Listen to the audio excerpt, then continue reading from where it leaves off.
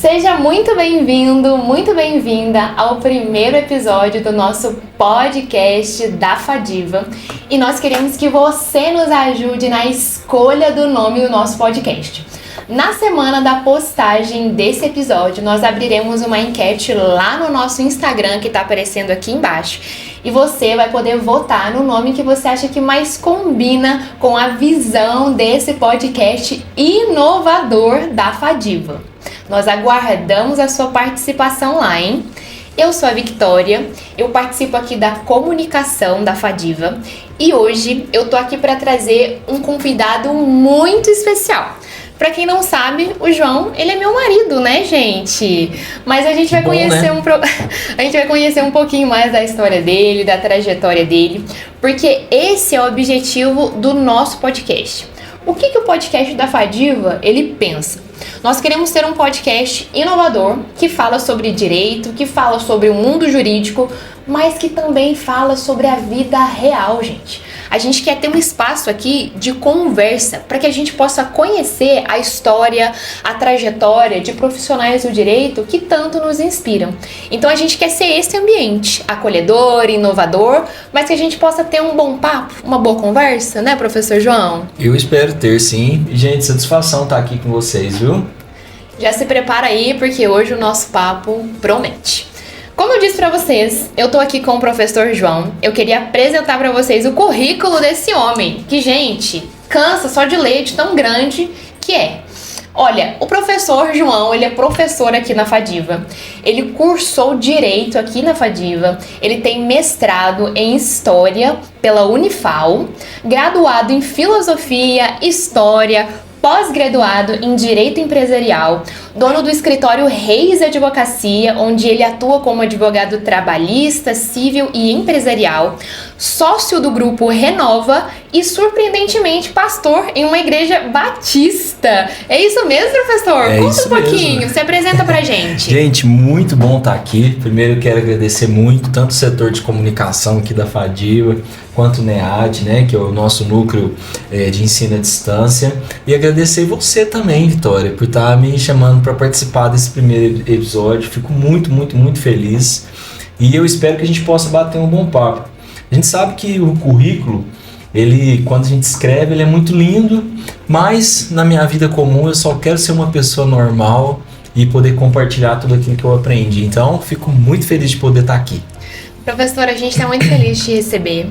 E olha, já falando aí sobre o currículo importar e o senhor querer ser uma pessoa normal, eu quero saber então da sua vida normal agora, sobre o João.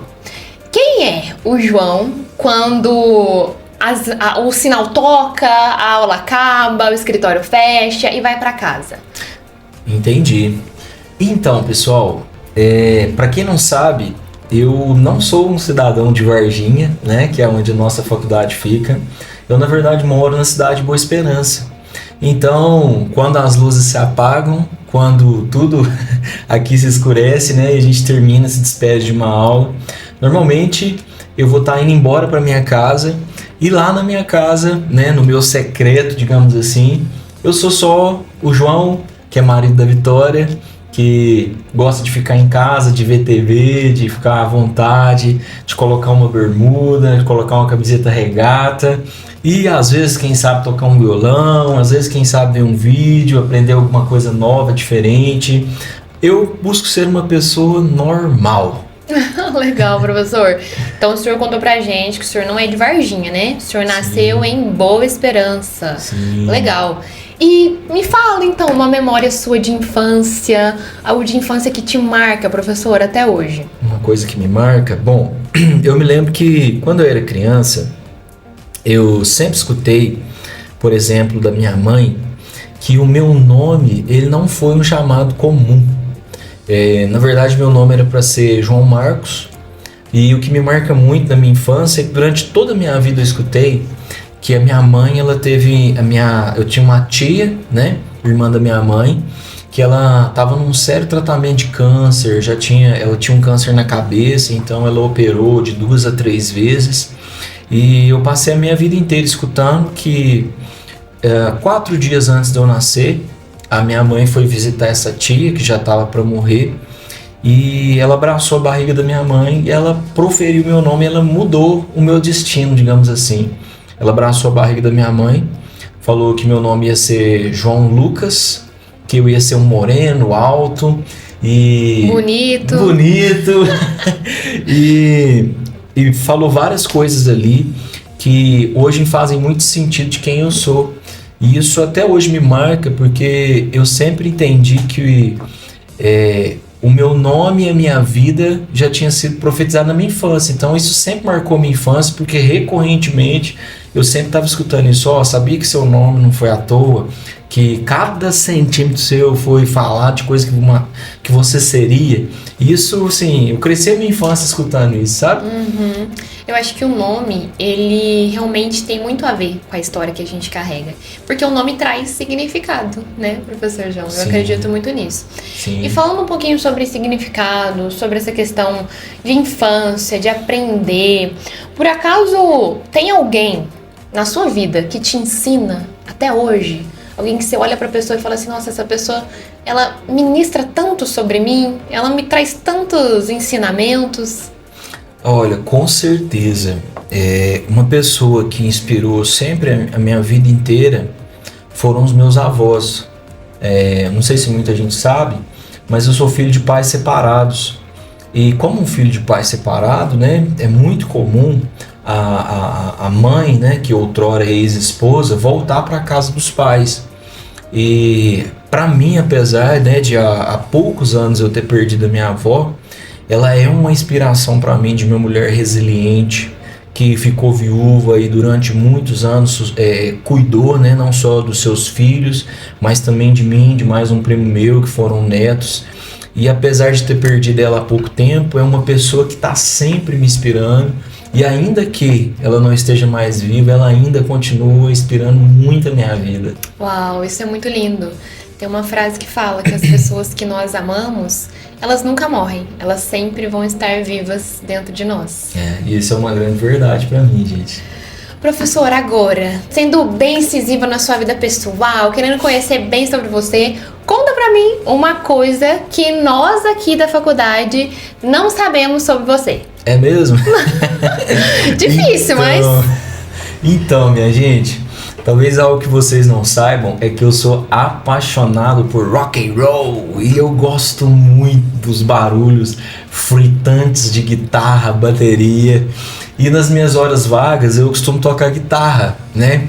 Eu servi muitos anos na igreja como guitarrista, fiquei um tempo parado e agora tô voltando a tocar guitarra. E a minha esposa, né, até então só a Vicky sabia, eu sou proprietário de uma Gibson e tomei muita bronca o dia que eu fui comprar, inclusive da minha esposa, mas eu gosto muito de tocar guitarra e é uma coisa que talvez as pessoas não saibam, eu amo guitarra e sou muito fã de uma banda de rock chamada Oficina G3 e sempre tem show, eu tô indo pro show deles.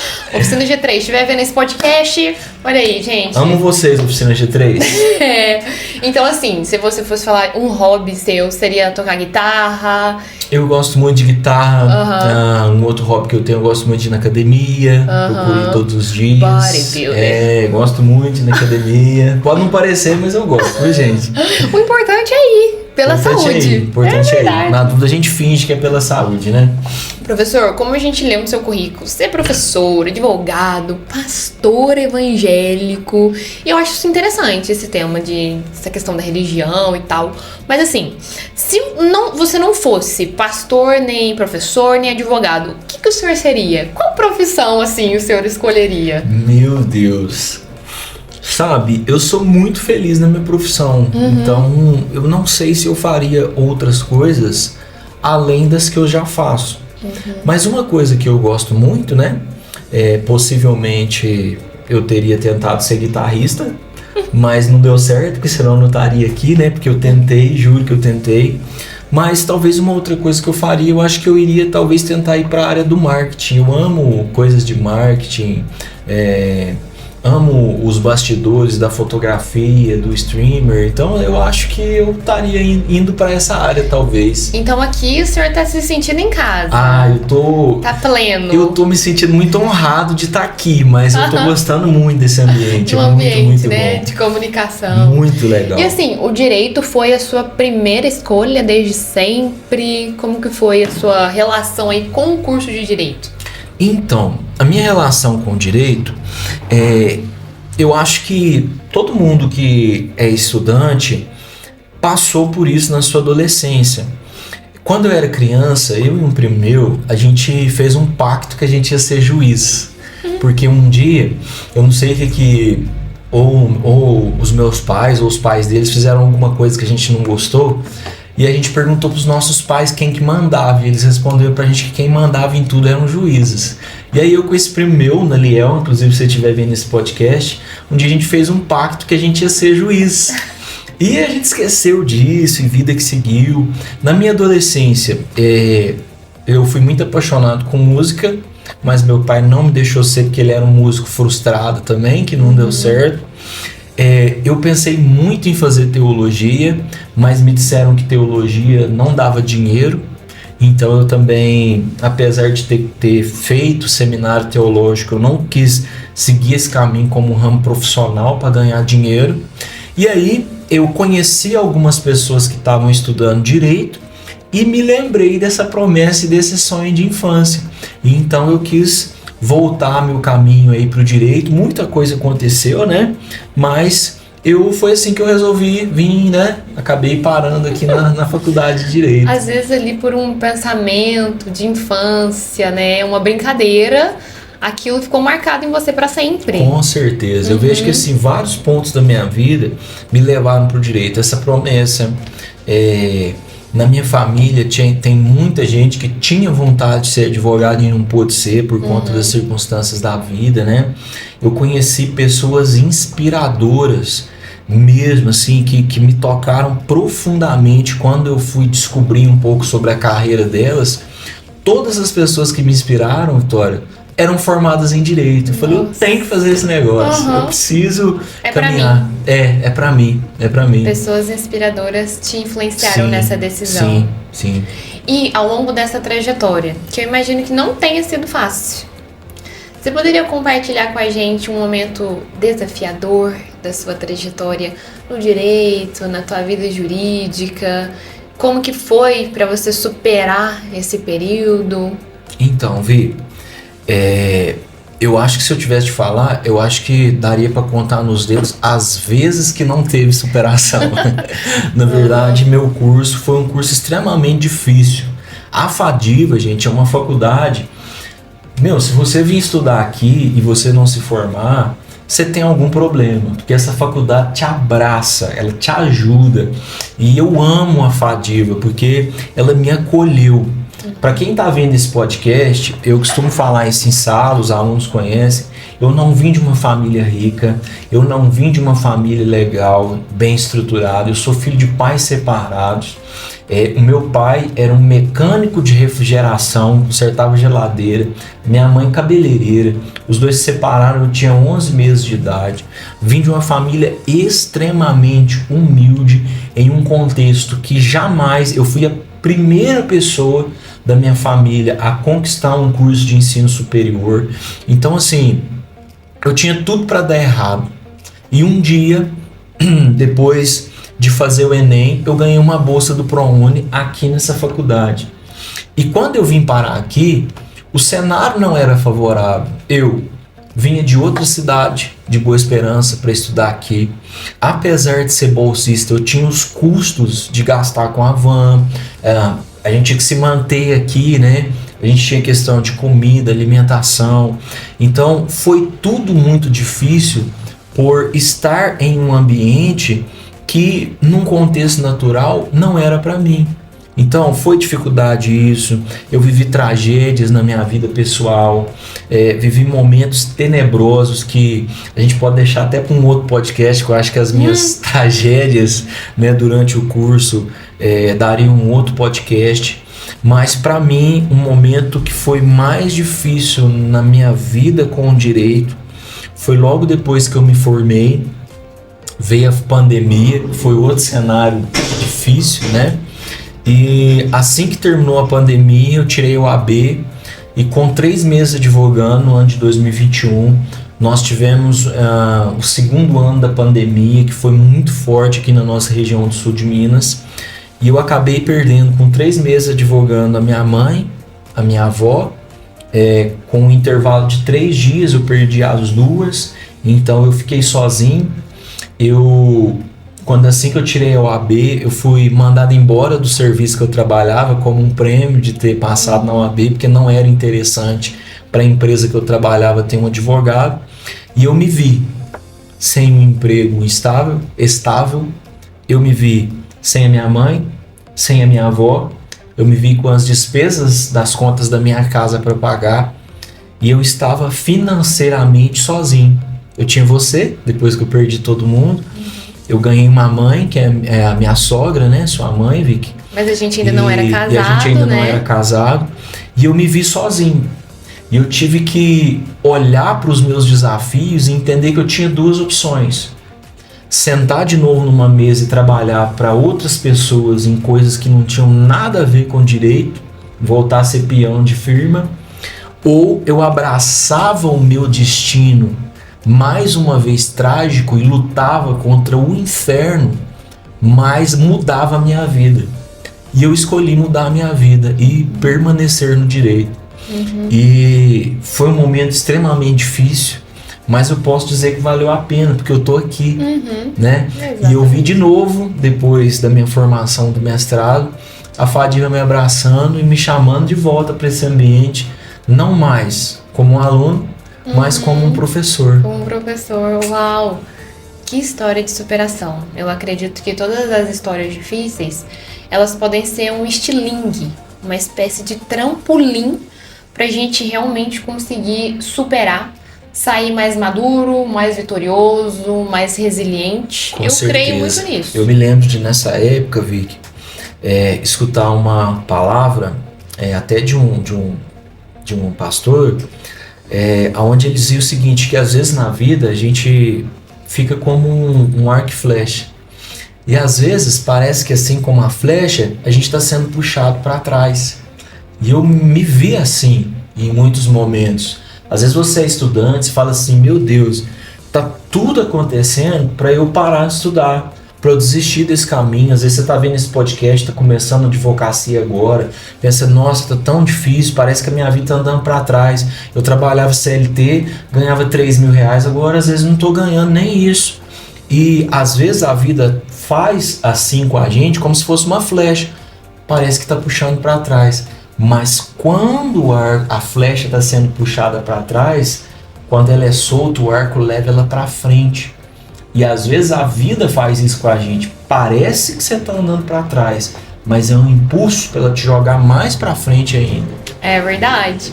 E professor, nessa trajetória que envolve muito o direito, o jurídico, tem alguma figura no direito que te serviu de inspiração? Olha só. A gente pode começar pela lista dos professores da Fadiva?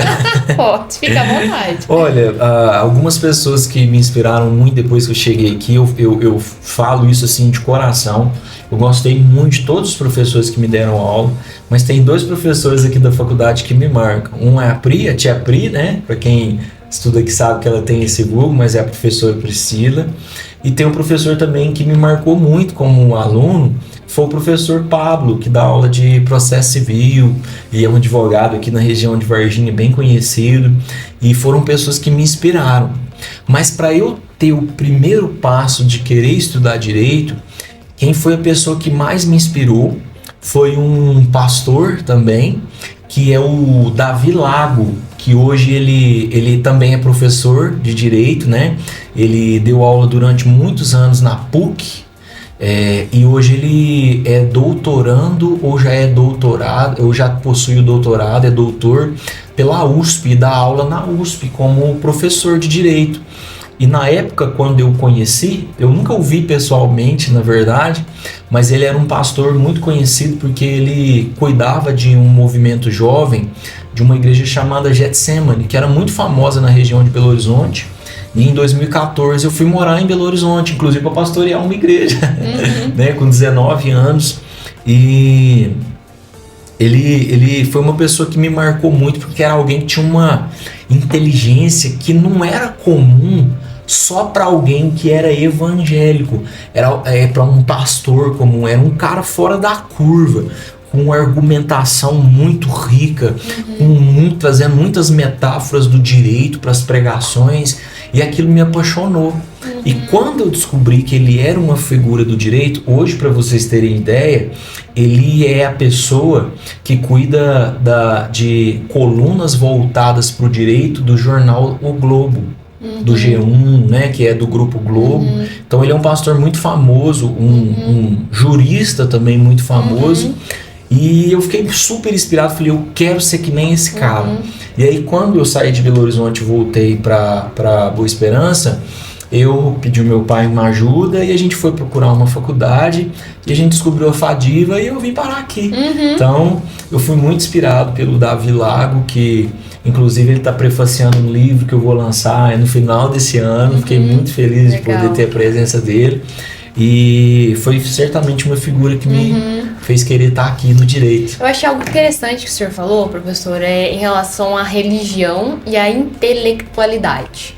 Porque eu acho que muitas vezes a gente liga pessoas religiosas a pessoas com limitações intelectuais. Principalmente em religiões assim, evangélicas, pentecostais, igrejas que estão às vezes numa área mais simples, mais humilde. E eu acredito que nós podemos ser a contracultura disso. Pessoas que têm a sua religião, têm a sua fé, mas que também trabalham o intelecto, que são relevantes assim no meio acadêmico, por exemplo, como o Davi Lago, como o senhor também, que está lançando livros, que é mestre. Isso é interessante, né? Essa ligação que a gente pode fazer. Sim, com certeza. Essa figura sempre foi atrelada de que pessoas religiosas, até porque a gente tem aí, desde o século XIV, o iluminismo, né? Que acabou naquela época sendo um inimigo da igreja e criou-se essa aversão e esse antagonismo que na verdade não existe, essa dualidade entre religião e ciência. Então, por exemplo, eu achei muito bacana, hoje de manhã eu dei uma aula, por exemplo, onde eu pude tratar sobre catolicismo, por conta de falarmos da reforma protestante, da contra-reforma. Então eu falei do catolicismo, do reformismo, e terminamos falando sobre, por exemplo, a Umbanda, que é uma religião sincrônica, e tudo isso sem desprezar ninguém, tratando cada termo como ciência e trazendo esses termos, por exemplo, para o direito. Porque eu nem sei se você que, por exemplo, está vendo esse podcast sabe, mas muitos princípios do direito, e aliás, o próprio direito, ele nasce primeiro com os primeiros juízes, na verdade sendo os sacerdotes da época, né? Que era essa figura de sacerdote, rei e ao mesmo tempo juiz. Então, assim, tem tudo a ver religião com o direito, na verdade. Nossa, professor, né? o senhor falando, parece que a minha cabeça voltou num filme, as aulas lá da Brígida, de história do direito, que ela trata sobre o livro de Êxodo, sobre os 10 mandamentos, por exemplo. Então, assim, tá tudo muito ligado. Sim, né? A gente tem o direito mosaico, né? Eu tive a oportunidade de, no ano passado, lecionar a matéria de história do direito. Porque o senhor é mestre em história, né? Sim. Eu estudei, fiz mestrado em história. A minha dissertação foi, inclusive, sobre as 12 tábuas, né? Sobre as leis decemverais. E a gente vê a todo tempo essa ligação acontecendo, é muito bacana. Acho que a gente tem que abrir mão dos nossos preconceitos para mergulhar mais e aprender mais sobre história, direito, é muito bom. Tá aberto, né, a aprender. Sim. Professor, diante de toda essa sua trajetória, em relação ao direito, à advocacia, como a gente leu, o senhor é sócio de um escritório de advocacia, então o senhor é militante na área da advocacia, direito trabalhista, civil. Teve algum momento da sua carreira, eu não sei se esse momento já chegou, seria legal se chegasse, se o senhor pudesse compartilhar com a gente, que o senhor olhou e falou assim, cara, eu acho que eu sou bom nisso aqui. Tipo, um momento que você olhou pra sua carreira e falou, legal, eu sei fazer isso aqui e eu sou bom nisso aqui. Chegou esse momento de sucesso que você olhar e falar... Eu acho que na advocacia a gente tá o tempo todo aprendendo. E isso é muito legal, porque o direito inspira a gente. Porque toda vez que você acha que você chegou no nível, tem um nível maior para alcançar. Então, teve 2 momentos que eu olhei e falei assim, eu acho que eu sou bom advogando. O primeiro foi 1 ano antes de eu conseguir tirar a OAB. Então eu era aluno ainda, estava no 10º período e eu trabalhava numa cooperativa e eu era auxiliar de um chefe de departamento, que por sinal também era um fazendeiro. E um dia ele chegou para trabalhar, ele falou, olha, eu tô tentando aposentar um funcionário da fazenda e eu não tô conseguindo achar um advogado, você não mexe com isso não, João? E aí eu lembrei das aulas, inclusive da Brígida, que a gente citou aqui, de ela ensinando a gente como é que a gente fazia, por exemplo, pedir aposentadoria rural. E eu pensei e falei, bom, se eu não conseguir, tá tudo bem. Administrativamente. É administrativo, Uhum. mas se eu conseguir, além de me fazer uma grana extra, eu posso conseguir meus primeiros clientes. Uhum. E eu me ofereci para fazer esse serviço. E não é que eu consegui, antes de formar, aposentar 2 pessoas. Nossa. Eu aposentei essa primeira pessoa, por indicação ela me indicou outra, eu consegui aposentar também. Então eu já comecei a trabalhar antes, eu falei, eu acho que eu sou bom nesse negócio. E um tempo depois que eu comecei a advogar, um dia eu entro dentro do fórum, né, para fazer um serviço, fazer um pequeno despacho na secretaria, levar um processo, coisa tranquila. E quando eu saio, eu me deparo com um rapaz doidão. E com aquela aparência assim de que tinha feito alguma coisa errada. E ele tava com uma intimação na mão de uma audiência que faltava 5 minutos para ele. E era uma audiência penal.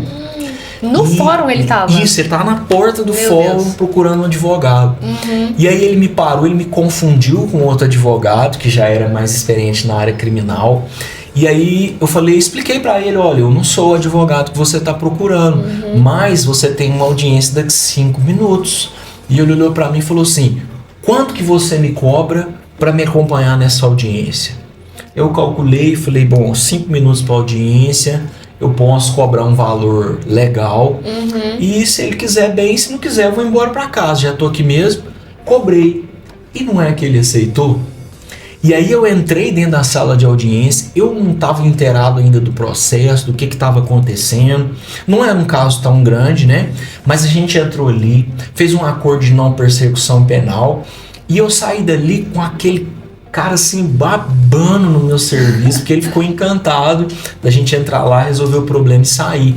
E nesse dia eu falei, nossa, acho que eu nasci pra esse negócio, acho que é pra mim. Então, de vez em quando acontece algumas cenas assim que a gente fica muito satisfeito, né? Tem uma frase que fala que a advocacia, ela não é uma profissão para covardes. E eu acho que tem muito a ver com a tua história, principalmente essa última.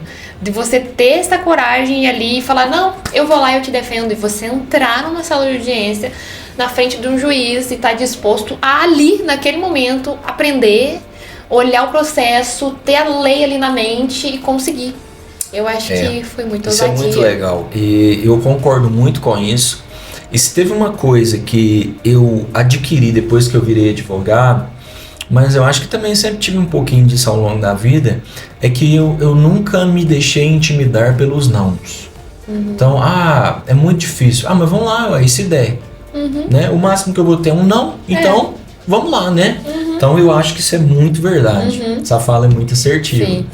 E durante toda a tua trajetória, eu sei que houve percalços, como a gente conversou, perdas.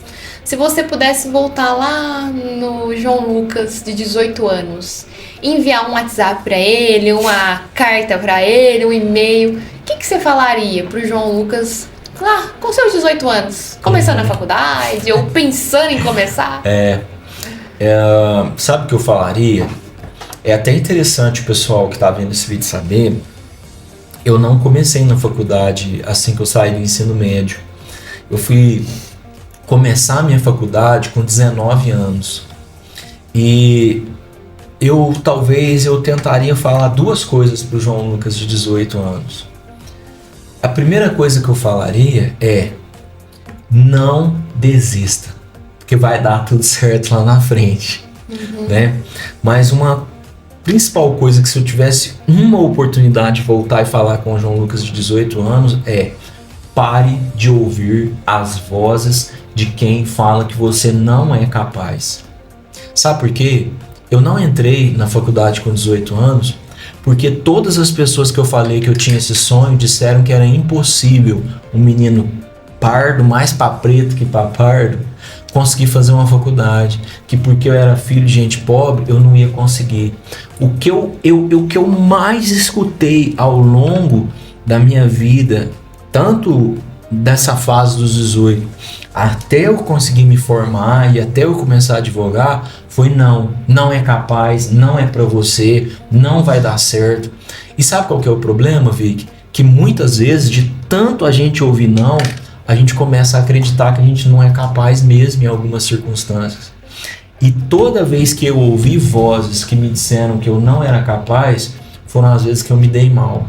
Então, se eu pudesse voltar lá atrás e encontrar esse João, mandar um WhatsApp para ele e falar: olha, cuidado com as pessoas que dizem que você não é capaz, porque você é sim capaz de qualquer coisa que você se empenhar em conquistar. Então, eu mandaria esse WhatsApp falando: cuidado com essas pessoinhas que falam que você não é capaz. Eu acho que antes das coisas darem certo, as coisas dão muito errado, muitas vezes, né? Isso é verdade.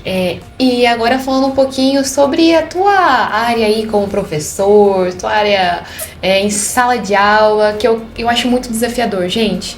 Confesso pra vocês que teve um dia que eu fui aplicar uma prova, substituindo uma professora aqui na Fadiva, eu quase morri do coração. Mesmo? Assim, na frente da sala, aquele tanto de aluno te olhando. Lógico, eu fiquei tranquila ali, né, na frente deles, mas por dentro eu tava em surtos. Então, assim, eu sempre imagino um professor ali na frente, o quão desafiador é isso. Como que é a tua paixão aí pela sala de aula? Como que é essa área da tua vida? Olha, eu vou falar uma coisa que eu costumo falar em sala, mas vou compartilhar com você. Eu costumo falar assim em sala, que eu sou professor por amor e que eu advogo por dinheiro. Eu falo assim: gente, eu sou capitalista na advocacia, eu gosto da moeda. Eu brinco assim com os alunos. E falo: mas ser professor, eu sou por amor. A Fadiva paga muito bem seus professores, mas eu brinco que se fosse para vir aqui de graça dar aula, eu vinha porque eu gosto, é uma coisa que queima no meu coração. Então, assim, falar que dar aula é fácil, não é. Não é qualquer pessoa que chega aqui na frente, às vezes, de 100 alunos, igual nós estamos agora no primeiro período, né? Na frente de 100 alunos, 70 alunos, 50 alunos, e começa a discursar sobre um assunto do direito, que muitas vezes são assuntos complexos, que você tem que ser especialista para dominar aquela matéria. Mas toda vez que eu entro ali na sala, meu coração parece que fica quentinho e eu me sinto assim muito feliz. Envolve uma demanda que é preparar a aula com muito carinho, estudar e tudo mais, mas eu não me sinto assim nervoso. Claro que às vezes dá um frio na barriga, mas esse quentinho que eu sinto, esse amor por dar aula é maior do que qualquer nervosismo. Então, para mim, acaba sendo uma coisa natural. Vou confessar uma coisa aqui.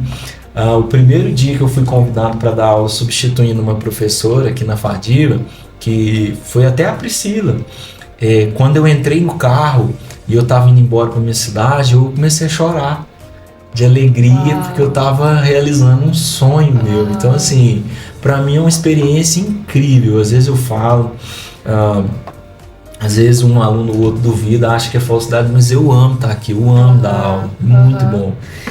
E agora, assim, te desafiando a pensar um pouquinho, tem alguma área do dar aula, do lecionar, da sala de aula que pra você seria uma dificuldade, seria uma parte que você não gosta, não sei, um desafio? Um desafio? Olha, eu sou um professor que dá aula de bastante coisa, já substituí bastante professores aqui, mas eu confesso que uma área que eu tenho medo, tributário. Admiro muito o professor Marcelo, que dá aula aqui na casa, é um excelente professor, E, meu Deus, eu acho que se um dia eu tivesse que dar aula dessa matéria, eu ia ter que estudar muito, porque essa eu acho que eu acho uma matéria muito desafiadora. Tem um desafio. Sim, é bem desafiador. Ainda rola um nervosismozinho, dependendo do dia, do tema. Chega ali na frente da sala, você fica nervoso ou, tipo, já é de boa pra você? Não, sim, sempre tem, assim, algum nervosismo que acontece, né? Os maiores, acho que nervosismo é quando a gente vai fazer a substituição de algum outro professor que é muito bom naquela matéria. Você fala, ai meu Deus, será que eu vou conseguir passar para os alunos tudo que esse professor conseguiu me ensinar quando ele me deu aula? Então, às vezes acontece, né? Posso dar um exemplo, né? Igual eu sou professor de Direito Empresarial. Sempre que eu vou dar a matéria de títulos de crédito, me dá um nervosinho. Que é uma matéria muito complexa, né? E a gente fica muito preocupado de explicar. Às vezes o aluno não entender, são muitos títulos de crédito. Alguns já estão ficando obsoletos. Então, às vezes você tem que puxar na memória. Como é que era uma letra de câmbio mesmo, né? E às vezes dá um nervosismo, sim. E eu acho que a experiência em sala de aula vai te ensinando a driblar um pouco esse nervosismo, né? Sim. Com o passar do tempo vai melhorando, né? Com certeza. Falar em público é o segundo maior medo da humanidade. Eu li numa pesquisa outro dia. Então, assim, o primeiro medo que as pessoas têm é a morte. O segundo medo que as pessoas mais têm é falar em público. Quase que morrer. Sim. Então, é um medo que muitas pessoas têm. Então, quem se dispõe a lutar contra esse medo se destaca muito facilmente. E à medida que quanto mais você fala, mais experiente você vai ficando. Então, dar aula me ajudou muito, por exemplo, na igreja, me ajudou muito com as próprias audiências. Então, é legal, e quanto mais você vai dando aula, mais sem vergonha a gente vai ficando, né? Vai perdendo a vergonha. Professor, falando assim, nesse sentido de você dar aula aqui, você dá aula de empresarial aqui na casa, e também atualmente você está dando aula de psicologia jurídica. Sim. Eu acho que a psicologia jurídica é uma área muito interessante. Não só porque a gente trata das questões mentais, e que eu sei que os alunos gostam. Sim, demais. Não adianta vocês disfarçarem que a gente sabe que vocês gostam. É da luta antimanicomial, de assistir o filme Holocausto Brasileiro. A gente sabe. Mas assim, a psicologia jurídica, ela trata também muito sobre a vida na vida. Trata sobre o advogado não estar lidando só com papéis, só com artigos do código. Trata da vida. O senhor, como professor de psicologia jurídica, fala um pouquinho pra gente do que isso toca na prática, no cotidiano do operador do direito. Então, Vicky, na verdade, a faculdade ela teve uma pequena alteração na sua ementa. E hoje nós tivemos aulas de psicologia jurídica, mas hoje, na verdade, a matéria que eu leciono é psicologia aplicada ao direito, né? Atualmente eu estou substituindo um professor que é o professor Silvio também, que é um grande professor aqui da casa, psicólogo inclusive, né? Renomadíssimo aqui na nossa região do sul de Minas, e eu peguei para lecionar essa matéria de psicologia aplicada ao direito. Então a gente vira alguns princípios gerais da psicologia e no que eles são aplicáveis dentro da vida cotidiana do direito, que é a nossa área como profissionais operadores do direito. E o que eu posso te falar disso? Existiu uma geração que foi formada para lidar com papéis, e hoje a gente já entende que mais do que lidar com papéis, a gente precisa lidar com pessoas. A gente precisa ser especialista em pessoas. Então, por exemplo, antes de vir para esse podcast, eu estava dando exatamente essa matéria. E sabe o que eu estava tratando com os alunos? Sobre a nossa condução num atendimento, por exemplo, de um cliente que chega no escritório. Porque muitas vezes, antes de tratar o papel, você precisa ajudar ele no emocional. nós estamos vivendo um tempo, né, que as pessoas estão caindo muito em golpes, e não são golpes baratos. É gente que acha que está comprando um carro, perde 30 mil reais, gente que acha que está fazendo uma operação financeira, perde 80, 100 mil reais em um comando de Pix, às vezes em uma em um jogo do tigrinho, e perde dinheiro, e essa pessoa vai chegar no seu escritório. Vai adiantar você falar para ele leis do código? Não. Primeiro você precisa tratar como é que aquela pessoa tá. Você tá bem? A sua família já sabe que você caiu num golpe? Muitas vezes a pessoa tá tão nervosa, ela não explicou para a esposa, ela não sabe como que ela vai contar para os netos, para os filhos, e você tem que tratar aquela pessoa tendo, às vezes, uma empatia que a psicologia traz, às vezes tentando trazer uma conotação positiva. Por exemplo, você caiu no golpe, mas deixa eu te falar uma coisa, você não é o primeiro que caiu no golpe, você não vai ser o último que caiu no golpe. Todos os dias nós temos pessoas aqui no escritório que caem em golpes. E assim, graças a Deus que você caiu em um golpe, mas você está vivo.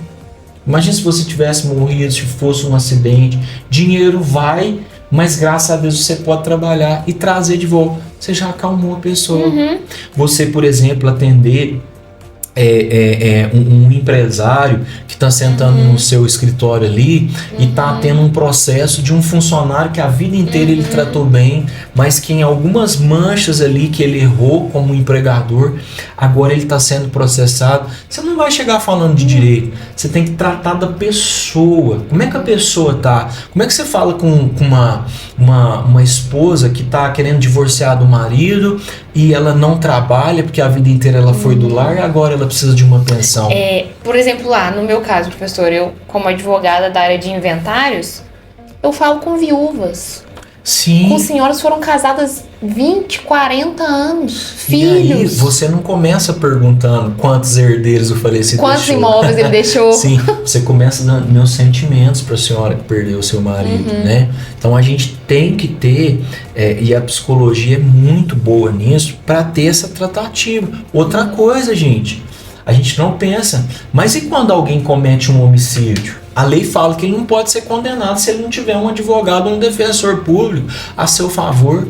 E se essa pessoa que matou uma pessoa senta no seu escritório, como é que você vai tratar ela? A sociedade já está julgando ela. Você vai ser o advogado dela. Pelo menos você tem que ser humano com ela. Vai exigir uma tratativa de você precisa ter psicologia aplicada ao direito para lidar com as inúmeras situações que a própria tratativa do direito vai ter com pessoas. Então, o direito, gente, não é só sobre papel. Direito é sobre pessoas, tem vida atrás do papel. Né? Professor, mas assim, olhando agora para uma outra ótica. Sim. A gente está falando da relação advogado-cliente, tratativa de escritório, muito importante, principalmente para advogados que estão começando, iniciantes. Eu acho muito importante falar disso. A gente pode fazer um episódio só sobre isso, hein? Muito sobre bom. Tratativa de escritório, atendimento ao cliente, eu acho que ia ser bem Seria legal. muito legal.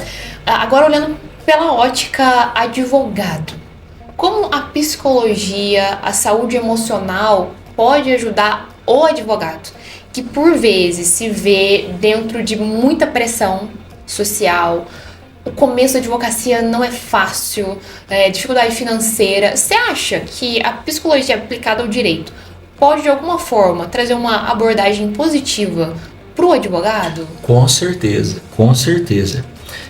Existe uma probabilidade muito grande, assim que o advogado começa a advogar nos seus primeiros anos, ele é muito tentado primeiro pela comparação. Porque o advogado por si, ele é exibicionista. Nós estamos numa profissão exibicionista. Olha, eu queria falar não, mas é a verdade. E muitas vezes aí ele olha, eu tenho pouquíssimos clientes. Aí ele olha, vê o outro, parece que o outro tá milionário, andando num carro top, numa casa top, com escritório top. E infelizmente ele vai olhar e vai ser comparado. Psicologia vai ajudar ele. Não, eu tô no meu início da minha trajetória, não posso me tentar a isso. Gente, um advogado que nunca ligou para a parte contrária, e a parte contrária não chamou o réu e o advogado de vagabundo, ele ainda não experimentou o que é passar uma raiva, o suco do caos da advocacia. E isso tudo envolve a questão da psicologia também, né? A gente ter ali um preparo, saber lidar com os prazos, que são muitos prazos, né? Cada matéria do direito vai ter um prazo diferente. quando você começa a advogar para mais pessoas, você vai ter que ter mais cuidado com os prazos, enfim. Eu acho que sim, essa psicologia aplicada ao direito pode ajudar e muito todo mundo que é operador do direito, sim. Professor, está sendo muito legal conhecer um pouquinho da tua história, da tua trajetória. Obrigado. A gente já está caminhando aqui quase para a finalização do nosso primeiro episódio. Mas assim, foi muito legal. E assim, a gente caminhando aí para o final, falando sobre vários temas legais. Eu queria saber agora sobre você e lá no fundinho do seu coração. Qual que é o propósito da sua vida? O propósito de vida do João Lucas? Meu propósito de vida. Gente, que pergunta, hein? Olha só, eu tenho alguns propósitos na minha vida, mas eu acho que eu tô no lugar certo. Porque se eu puder ter num dia na minha lápide lá, não quero ter muita coisa não, mas eu quero ter pelo menos uma coisa escrita. Esse homem foi um homem justo. E com certeza o direito tem a ver com isso, a minha caminhada religiosa tem muito a ver com isso. A minha caminhada como professor também tem muito a ver com isso. Então eu acho que o meu propósito de vida é ser uma pessoa justa e tentar promover a justiça com aquilo que eu posso. Se hoje fosse o seu último dia de aula, foi seu último dia de aula hoje, supondo, né? Não vai ser, gente. Se Deus quiser. Como que você gostaria que os seus alunos se lembrassem de você? Bom, eu gostaria que os meus alunos talvez me lembrassem de mim como um cara que impulsionava eles, que tentava pôr eles para frente, que o dia que eles chegavam desanimados, pudesse tirar um sorriso deles, às vezes chegar contando uma piada, contando um caso de escritório. E eu gostaria muito de ser lembrado como um professor alegre e como um professor amigo. Eu uma vez li que existem dois tipos de professor. Professor que é profissional, que ele entra na sala, ele dá o conteúdo e ele vai embora e ele não quer saber nada da vida do aluno e tá tudo bem. Mas tem outro professor que é o professor amigo, que é aquele que chega, se ele vê um aluno que tá cabisbaixo, ele vai querer conversar com ele, quer saber o que o aluno tá fazendo, como é que tá seguindo o ritmo dele. Então, eu queria que os meus alunos me lembrassem também como um professor amigo. Conta pra gente, então, uma frase ou um ensinamento que você carrega consigo mesmo. Ensinamento? Gente, vocês sabem que eu sou uma pessoa extremamente religiosa, né? Então, eu sou muito inspirado por um grande reformador do século XVI, chamado Martinho Lutero. E ele sempre foi impactado por uma frase que está na Bíblia, que é Romanos 1,17. E esse texto bíblico ele fala assim: o justo viverá pela fé. Então eu falei um pouquinho que a minha história teve muitas tragédias ao longo da história, vivi muitos momentos difíceis, e sempre que eu pensei em desistir, eu me lembrei dessa frase: o justo viverá pela fé. Então não importa o que você está vivendo, não importa a sua caminhada, as suas dificuldades, a fé sempre vai fazer com que a gente se torne justo no meio do caminho. E o tempo é top em fazer com que essa fé se manifeste através da justiça de Deus. Indica pra gente um livro, ou uma série, ou um filme que todo estudante de direito deveria ler, ou ver, ou assistir. Nossa, falar para um estudante de direito um livro que ele precisa ler, tem tantos. São muitos. Eu poderia falar para ler o Vadimer, poderia falar para ler o livro do Príncipe do Maquiavel, que todo mundo fala. Uma série eu poderia falar para ler o Suits, né, do Netflix, que todo mundo fala. Mas fora isso, vou puxar de novo o ganchinho. Desculpa se eu estiver sendo chato, mas é porque eu gosto muito e pouca gente sabe. Relaxa, aqui é um ambiente para você ser você mesmo. Tá. Então eu gostaria de recomendar que os alunos, além de tudo isso que a gente falou aqui, se vocês quiserem aprender um pouquinho sobre direito na Bíblia, vocês vão encontrar no livro de Romanos muitos assuntos jurídicos, porque eu não sei se vocês sabem, o apóstolo Paulo ou São Paulo, ele foi treinado para ser um jurista de sua época, né? Ele foi instruído aos pés de um outro sacerdote jurídico chamado Gamaliel, e no livro de Romanos ele tece muitos assuntos sobre direito, até porque o direito que nós temos aqui no Brasil ele tem influência dos romanos, né? Então Então ele traz muitas nuances ali sobre direito no livro de Romanos da Bíblia. Então vou deixar ele aí para os... Essa indicação, livro de Romanos. Sim, livro de Legal. Romanos. E professora, sua última frase aqui pra gente, sua última participação. Me conta uma oração, um sonho para essa nova geração daqui da Fadiva, de alunos. Deixa algo para eles. Sim, olha, eu sonho com uma geração de advogados que não vão ser só escritores, vão ser pessoas humanas, lidando com pessoas, amando pessoas, tratando do direito de pessoas. E eu sonho em ver um mundo mais humanizado. Em um tempo que a gente está vivendo de telas, em um tempo que a gente está só vivendo de aparência, de redes sociais, eu desejo que os nossos futuros alunos e a futura geração seja uma geração de seres humanos que não se deixam intimidar, que não tenham coragem de falar o que pensa só na tela, mas ao vivo, a cores, e que seja uma geração que não pare, que não desista, e que, enfim, que continue mantendo esse legado que a Fadiva tem. São 50, não, vamos pegar 60 anos já, né? Estão quase chegando nos 60. E essa faculdade marcou a história. Por onde você vai, você fala que você estudou na Fadiva, você encontra os mais top, né? E eu torço para que vocês que estão vendo aí, são alunos da Fadiva, continuem mantendo esse legado, escrevendo o nome da Fadiva aí na história. Nossa, é muito verdade. Eu acho que, gente, todos os lugares que eu trabalhei, escritório, formado na Fadiva, cartório de imóveis, a Lambari, a Rita, a irmã dela, todo mundo aqui da Fadiva. Quando eu falo que eu trabalho na Fadiva, muitas portas se abrem. É verdade. Muito obrigada você que ficou até aqui nesse episódio. Conta aqui pra gente nos comentários se você gosta desse formato.